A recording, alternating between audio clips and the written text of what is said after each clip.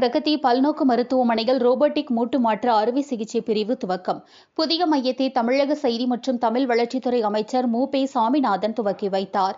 கோவை சித்தாபுதூர் பகுதியில் செயல்பட்டு வரும் பிரகதி பல்நோக்கு மருத்துவமனையின் அனைத்து விதமான நோய்களுக்கும் அனுபவம் வாய்ந்த மருத்துவர்களை கொண்டு சிகிச்சை வழங்கப்பட்டு வருகிறது. விபத்து மற்றும் அவசர சிகிச்சை, தலைக்காயம், நரம்பியல், பொது மருத்துவம், நீரிழிவு நோய், வயிறு மற்றும் குடல் தொடர்பான நோய்கள், பிளாஸ்டிக் அறுவை சிகிச்சை, இருதவியல், நுரையீரல் தொடர்பான நோய்கள் என்று அனைத்து விதமான பிரச்சினைகளுக்கும் தீர்வு அளிக்கக்கூடிய தேர்ந்த மருத்துவ நிபுணர்களை கொண்டு பிரகதி மருத்துவமனை செயல்பட்டு வருகிறது. இந்நிலையில் பிரகதி மருத்துவமனைக்கு கூடுதல் சிறப்பு சேர்க்கும் வகையில் மூட்டு மாற்று அறுவை சிகிச்சையில் அதிநவீன தொழில்நுட்பமான ரோபோட்டிக் சிகிச்சை மையம் பிரகதி மருத்துவமனையில் துவங்கப்பட்டது. இதற்கான துவக்க விழா மருத்துவமனை நிர்வாக இயக்குநர் மருத்துவர் பாலசுப்ரமணியம் தலைமையில் நடைபெற்றது. இதில் சிறப்பு விருந்தினராக தமிழக செய்தி மற்றும் தமிழ் வளர்ச்சித்துறை அமைச்சர் மு.பே. சாமிநாதன் கலந்து கொண்டு புதிய ரோபோட்டிக் சிகிச்சை மையத்தை துவக்கி வைத்தார்.